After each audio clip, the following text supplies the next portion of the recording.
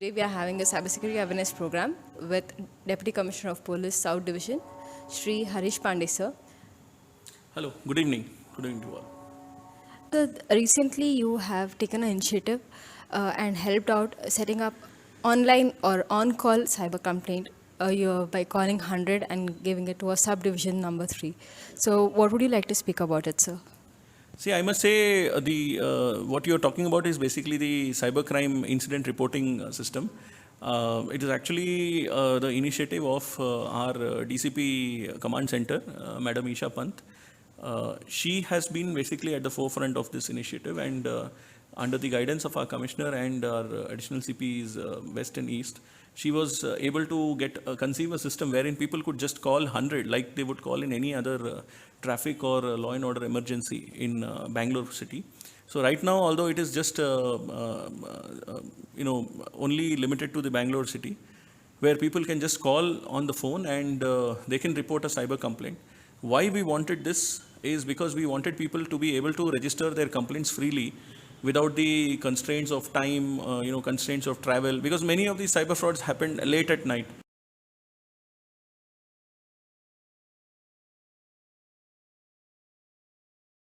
A lot of cyber crimes in India. In fact, we in Bangalore are probably the largest victims of cyber fraud in the country. Almost 60% of the cases in the country are registered for Bangalore. So what do we find is, though we have a very educated population here, and though people are quite knowledgeable and they can read and understand things, especially when they're making online payments, but they are victim to a lot of frauds which are perpetrated on educated people. So it is not just that somebody who's a simpleton who doesn't know anything, who does not know how things work, he's a victim or he or she is a victim of cyber fraud.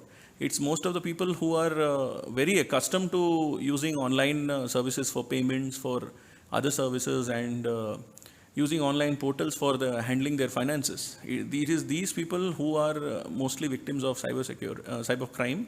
So therefore, there needs to be a separate awareness kind of program, or some kind of lesson to people which will help them really avoid cyber frauds on their finances.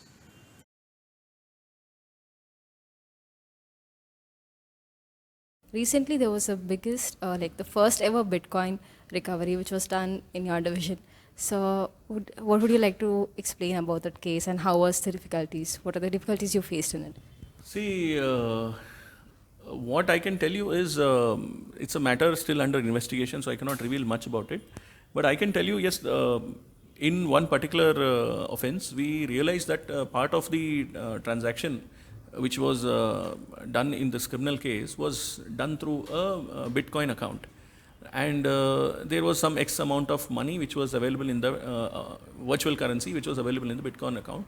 Now, one is the statement of that wallet, and the second was the actual contents of the wallet. We had to seize that to prove that this is how the transaction was complete, and this is how we will be able to prove the crime. So, per se, it was not any crime using Bitcoin directly, or defrauding somebody's Bitcoin currency, but actually using Bitcoin to procure drugs rather. So when that happened, the first thing was how do you store virtual currency and how do you seize virtual currency? At least when you ask a bank to freeze some account, you know that the bank is in good custody of it, and more or less it remains with the custody of the bank. But wallets are not controlled by any regulatory body or any mercantile body who answers to Indian law. So we had this problem. So what we decided is we'll bring that to a wallet which is located in a hardware device. So there are hardware wallets which a lot of people use abroad as well as in India. So, but this had to be educated to the judge, because this is something which was never been used in our country before. I'm sure, as much as I know of. And the judge we had to convince the judge with a lot of literature on this subject, and also convince the judge that this is the process in which only he will have access to the passcodes of that particular wallet, so that nobody else can siphon it out. and tomorrow when he wants, it can be displayed to him on the, if the wallet is connected to any display computer. So when we demonstrated the whole thing and the judge was convinced, I must commend on his farsightedness to actually take such an initiative to allow this, and he passed an order. So it was done in presence of the court. And when this was done and the Bitcoin was transferred, the amount was transferred from that wallet and the transaction recorded, and then the wallet was sealed and submitted to the court. So yes, it is a first time thing, but the only reason it is a first time thing is because not many investigators and even prosecutors are aware of such kind of things which can actually help us substantiate a crime and prove the culpability of a criminal.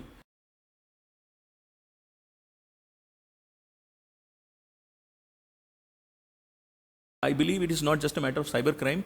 I must assure you that it is being used by a lot of other institutions also to siphon money, and that also needs a lot of investigation, and somehow we need to find a way of reading such transactions, reversing such transactions, and we have to find a way of enforcing those exchanges which provide wallets, which provide wallet management services, to conform to Indian law and Indian guidelines and be answerable to us, both in person as well as in their services. So again, a regulatory thing there and also an enforcement thing there. So these are the future needs of our, of the enforcement in cybercrime. And these are very important and very basic things, because if we do not set a standard on these things, the industry will after some time regress. We also want the online financial industry to develop. We also want less people to use fiat currency, hard cash. We also want our country to enter a phase of digitization to avoid financial crimes and to avoid corruption. We want transparency, but transparency won't come unless there is good record keeping. Transparency won't come unless there is good auditing. Transparency won't come unless there is good control over those people who are holding data or holding finances of masses of people. Regulatory framework has to be sorted out right once, so that it allows a very transparent and a very friendly setup, a trustworthy system, which is the crux of any modern financial system. A trustworthy system has to be allowed to grow. We need to do and sort it out in the next few years.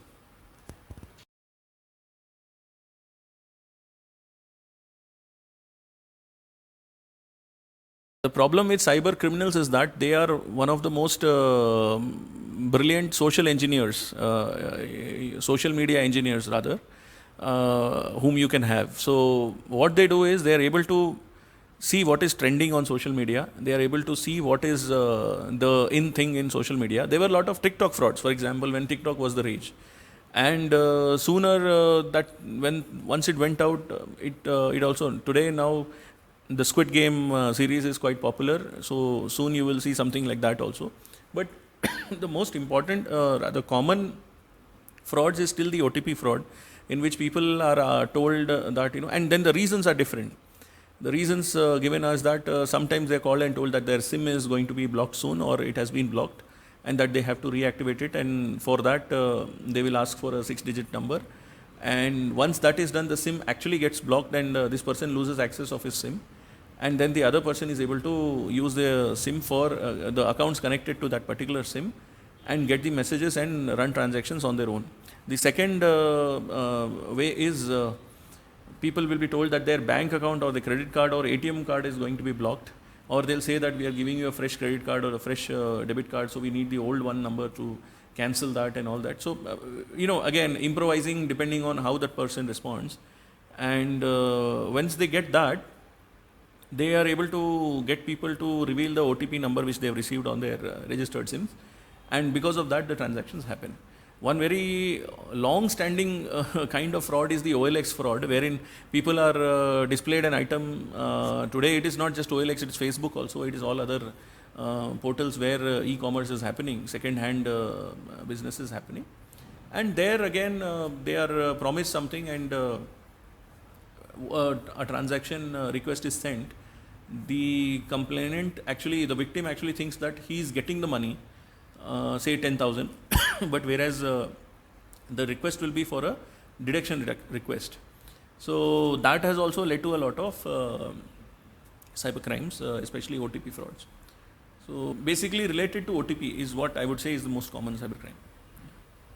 Should be the preventions should be taken? What are the preventions should be taken by the citizens to be aware of cybercrime and how to be not to be a victim of cybercrime? Yeah, see, the most important thing is to safeguard your money, because the reason why most cyber crimes happen is because we transact online, and in the process of transacting online, a lot of our details are left out at not so very what you say safe payment servers. So sometimes these servers tend to leak a lot of our data, because of which at least basic data like your ATM card number, your name, your phone number, everything is available on the internet in some cases. So a huge bank of such information is already available. Now what prevents them from already siphoning our accounts is the CVV number and the OTP or PIN, the 6-digit 3D PIN, which we get from the banks, or our UPI PIN if it is a UPI based transaction. Now these should not be revealed to anyone, and in case of like a UPI payment request, we should be very careful to see whether the person is asking us money or giving us money.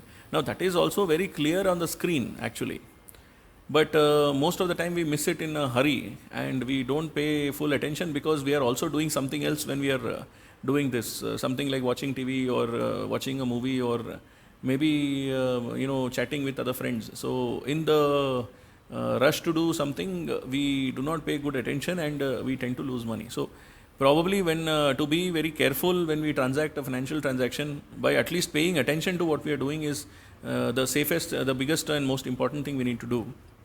And the second thing is in financial transactions is that we should not attend to or pay attention to whatever we get from a unsolicited call.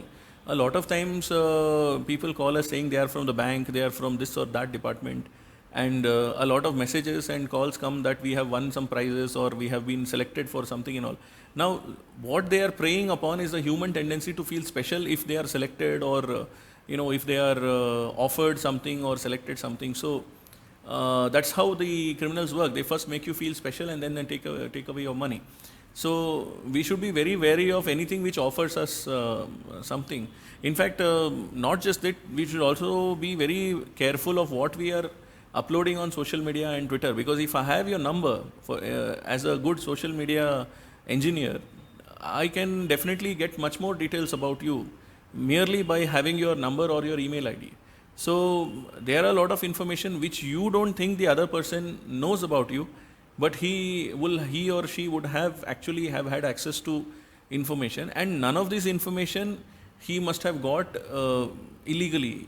It is all the information which you have only voluntarily put out on social media, like your Facebook photos, your trips to Maldives, or your photographs of your children, the names of your children, which also tend to be your password most of the times. So these kind of voluntary sharing of information on social media is also actually not advisable, but people will feel like being liked and being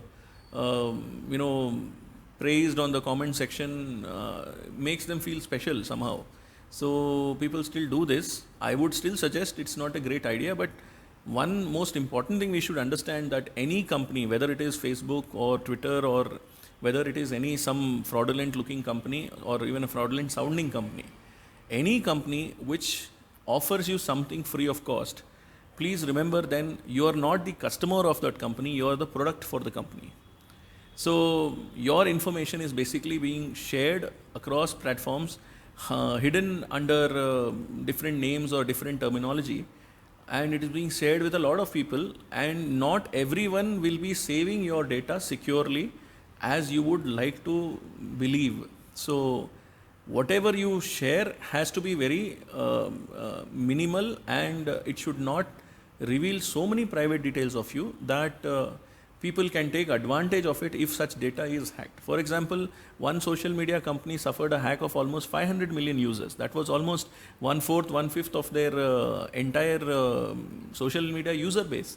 So just imagine that one day, whatever we are posting on social media will not only, even we may have locked our profile, we may have kept it secret, or we may have only shared it with our friends, but it is only relevant if that information is with the company whom you are, is only with the company whom you have shared it with. But the moment the information is out of that company's hands, either legally or illegally, either by own company's interest giving it to some advertiser or market researcher, or by some hacker, the information is out there in hands of people whom you do not know and who do not have any jurisdiction in India.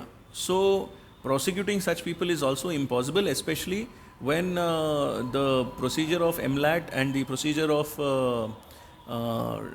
extraditing any such individuals who may be citizens of some other country or even our country, but residing elsewhere outside India, is such a tedious and such a difficult task in actual reality. So the loss of your information and the loss of your money might be very quick, very fast, probably a few minutes. But extraditing a criminal and getting the criminal back and getting your money back and securing your information once again probably is much more harder than the actual loss.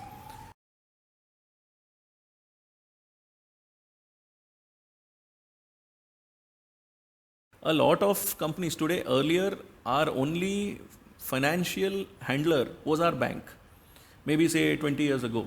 Today we have one app which has our payment details for recharging our DTH, direct to home service on TV, one app which recharges, which has our payment details for showing us series.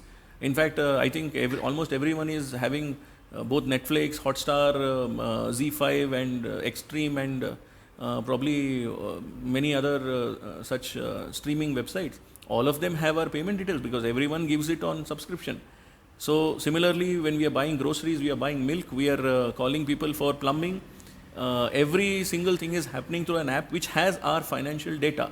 So the risk is manifold. Earlier, if the bank which was handling us collapsed or was looted, probably the money or jewelry which we kept in the locker will be lost. That was only one in the probability was just one, maybe in 10,000, 20,000, 50,000. Today, every single app can actually clean out the money which we have in our bank. So one safeguard which personally I do and I also recommend others is, do not use your main banking account for any kind of daily online transactions which you want for the convenience of your daily life. You can probably every month shift a bit of money into another bank account which should be your daily online account.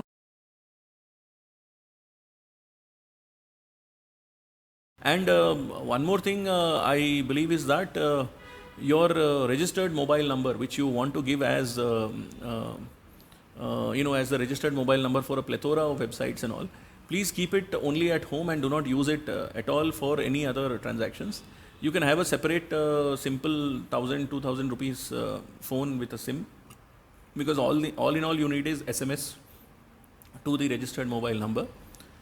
Slightly inconvenient but very safe, because your regular number is not known. So even if the complainant has the criminal has your registered mobile number, he will not be able to get more social information about you, because that number will not be linked to social media websites like Facebook, Twitter and the rest. So that is also one good safeguard which everyone can have. And these are like what you call in engineering as a hardware lock, that you not only you lock the system through a software, but you also have a hardware lock which a key which has to be inserted for the system to be opened. So in the end we have to go back to our the way ancient people secured things. So a kind of a separation between your regular daily social media communication and your financial products, financial applications where you actually spend money. This also helps a lot, and I believe people should do this. And one more rising field is about blackmail, wherein people suddenly are exposed to a few numbers which either they may have called or they may have found on a website, or sometimes these people only directly call you, and they offer you certain online cyber sexual services which the person may get interested in, and unfortunately the person may also reveal his face and certain other body parts, and due to that they are subjected to blackmail subsequently. So those people are also perpetuating this crime because they are able to locate all your social media contacts, all your phone contacts through the number which you have called from. So I would again suggest that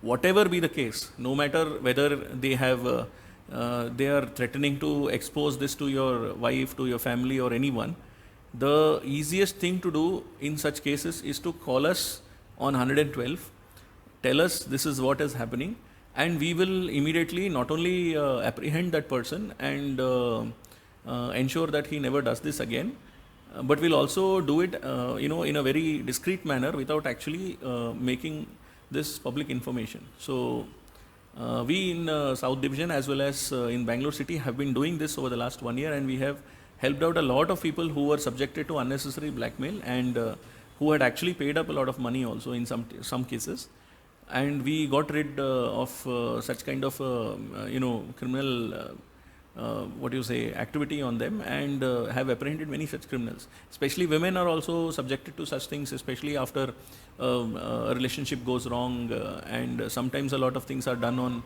as a matter of revenge, which is not any exception which can be granted, and such people are also treated very properly and mercilessly by the judges also. So I'm sure anyone or everyone can call us with all discretion.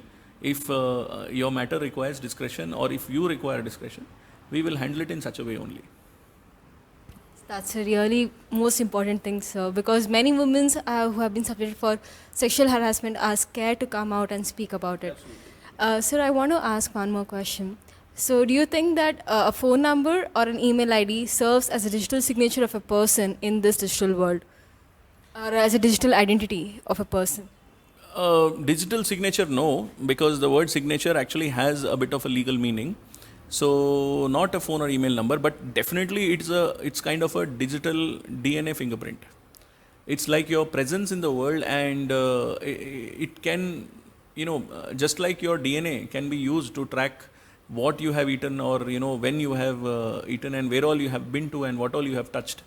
The same way, your email and your phone number can actually be used to track your social media and your internet usage, and even your online financial transactions. So these normally don't happen because companies are supposed to have very strong and robust cyber security systems. But I must tell you, not every company, in fact, very big companies like Facebook, companies like Dunzo and Domino's Pizza and Big Basket have all suffered huge hacks. So no matter what the cyber security arrangements they have in their places, we cannot say that the probability of your data being compromised due to a sophisticated hack is zero. We can never say that. There is some probability always, and I'm sure no company can guarantee that, because a lot of, for example, a lot of hacks which happened regarding the PRISM and the NSA affair in the early 2010s actually, were also a kind of a hack, and even their data was compromised. Okay, they had inside support, but what I'm trying to tell is it is also possible here. So your data has to be used judiciously, has to be used safely by you. I'm not saying do not use such kind of social media services or any other financial services or applications, but it's just that please exercise a matter of caution, because if you're using probably a well-known social media website like Facebook or WhatsApp, probably you are much safer than if you use some Chinese or unknown looking app from Play Store, or sometimes even outside. Even Play Store is not a guarantee of that every app is correct and your data is not being used nefariously to some other place. I must tell you, a lot of our country's members of parliament are actually on this issue right now. There is a committee in the parliament, and our honorable MP Shri Tejasvi Surya was also working very hard on this to get a solid data protection bill for our country, which can attend the challenges of protection of data of people and their privacy and their rights in this age and era. So we are seized of the matter both at the legislature level and also at our police level, enforcement level. So, but still exercising an amount of abundant caution is actually something which will not hurt us in any way.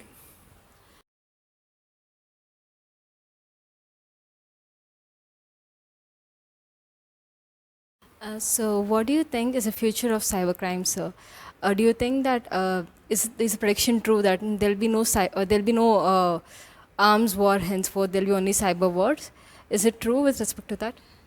See, that is a, I mean, I can assure you that henceforth every war will start with a cyber attack, I'm sure.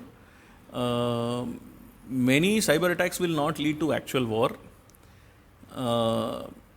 Merely because of the fact that such an attack has happened, because it could have crippled a country or a country's systems to such an extent that physical war may not be feasible or possible or even advisable at that moment. So, to say that whether cybercrime or cyber attacks, institutionalized cyber attacks or even otherwise, on national institutions and important critical national infrastructure, whether this is going to be the order of the day in future tussles between nations, yes, I believe so, because a lot of countries have been doing this, have been preparing in this regard, especially a lot of such news regarding certain other countries' nuclear facilities have come to light in the international media. And even the so-called country which ordered the attack has not been shy in acknowledging so. So, I must say that yes, it will be the order of the day in any war. Whether it will replace actual physical war is something I am not very sure. But cyber attacks have the ability to cripple a nation's economy, at least temporarily, and if it is done really well, and maybe in maybe another 10-15 years, even permanent crippling of an economy may be possible if that economy is not aware and enlightened about its vulnerabilities and doing something about it. If we are not able to compartmentalize a lot of our critical infrastructure and protect it, shield it with proper cyber security measures, at least defensive measures, we may be held to ransom even by a non-state actor. So, will that replace terrorism? I'm not sure. But definitely, people who want to act as terrorists will try to increase their footprint in the cyber world. So, maybe the world's first cyber terrorist is not very far away.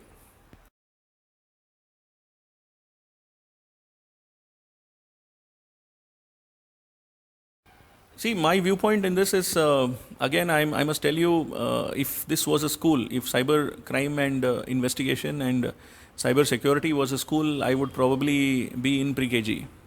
So there's a lot of, research or study or accrual of knowledge which I have to go through to be actually able to answer this question very honestly. But I'll still venture out like a newbie. But what I would like to say is, nations and their law enforcement agencies especially have to be develop themselves to a great extent, especially to restrict myself to our country. I believe our law enforcement agencies have to equip themselves, upskill themselves to build up cyber security, cyber forensics and cyber crime investigation resources in every single state. And we have to have a solid team of investigators, and most importantly, it has to be funded both in terms of infrastructure, which is probably 10% of the requirement, and in terms of resource upgradation, which is 90%. See, cybercrime does not need sophisticated equipment, And cyber crime investigation also does not need sophisticated equipment. All it needs is a mind sharper than the criminal. So a mind can only be sharper than the criminal if it is trained to be so, and if it is continuously attending to such challenges, and if incentive is given to brightest minds among law enforcement agencies to actually upskill themselves and join the effort in fighting cybercrime. So that can only happen if A, it is incentivized in one way, B, if the expenses of training and provision of whatever minimal equipment we need is taken care of at a policy level. So there is a policy aspect to our being ready to fight cybercrime. At the same time, at enforcement level, at our level, we have to be more aware to such offences than what we are right now. And believe me, I don't think awareness and spreading awareness and running campaigns and maybe marathons or even cyber campaigns and Twitter rallies or something like that is not going to help us fight crime. Superlight, and one was a case called KeepSharer. So all these apps, the objective which was shown to the people is that if you buy these links for X amount of money, we would pay you X plus something if you share it from your bank account. So when people started doing that from the app and actually posted the data, the sharing photo shots on their apps, they actually started the app started showing profits on the app's account to these people, and people believed that it was actual money and kept on investing and kept on earning money. In the end, one fine day the app shut down, and people were left high and dry. All the capital which they invested was gone, and they got no money out of it. So when this happened, the first thing was how was this app being downloaded? We found that a lot of Telegram channels and WhatsApp channels had been infiltrated by certain nefarious people, and after some time it was just word of mouth and just grapevine communication, and the app's link was being traded around, shared around to millions of people. A lot of people actually never even bothered to see what is the app, but another set of people actually read it, installed it, and actually invested some money. So when this happened, when the app got switched off, the complaints started coming to us, and we registered 2 cases. So we realized that it was a web of companies which were set up, fake companies which were set up, and a few Chinese nationals were invited on these companies' business visa, and when they had come, they had operated this app, and a lot of money was collected. For example, in one case we have evaluated that close to 70 crores was actually collected in the accounts we know of. There might be some accounts which we still don't know of, because we can only know of an account from the complainants, and we have had a set of complainants, but it could be more or it may not be more. So when this started happening, we were totally flabbergasted as to how could such ease of committing a crime could be allowed at such a scale. So then we started interrogating and questioning all those bank accounts. I think in this particular case we have analyzed close to 1,000 to 2,000 bank accounts in each case, and through the analysis of such accounts we could go to individuals who were basically agents for these Chinese people in collection of the money and then shifting it back to the Chinese accounts.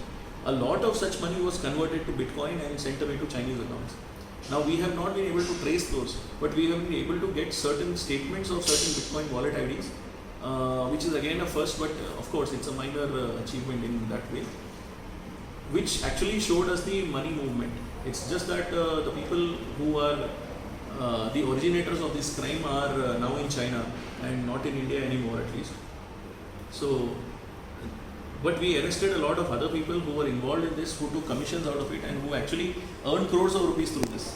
So in one case we have seized close to 5.5 crores of money of people which was siphoned by these people, and in another case we have seized close to 11.5 crores of money which have been siphoned by such people. So it is a huge amount which we have seized, but unfortunately the amount which is lost is much much more larger. So it is a long investigation. I must tell you, months were spent in this with a large team which kept on investigating this case, and we have reached a decisive end now. It's just that a few criminals who belong to another country have come here and committed this crime, or were the key conspirators in this crime, and have actually got the most benefit out of it. We are still working on ways and means to both recover the money as well as get these people to the book, and it's an ongoing investigation. But this was one, you must say, a very unique case which I had never seen before, which probably never occurred before 2020. So it's a new way of large-scale financial loot by unscrupulous elements. Actually, it's the most interesting case. Yeah. So, like, now we have solid proof that funds have been transferred to China and it's converted to Yeah, to Chinese nationals basically. Yeah. Thank you very much, sir. Thank you. Have a nice time, and I'm sure this month is being used by you very effectively to spread awareness to cybercrime, about cybercrime, and I'm sure a lot of people will definitely learn a lot about cybercrime and preventing themselves from becoming victims of cybercrime. We all have to work together in the end, and I'm sure everyone has to, lend his hand, his or her hand on this. And only by being very, very discerning individuals and very careful individuals can we actually fight the menace of cybercrime in India. Thank you.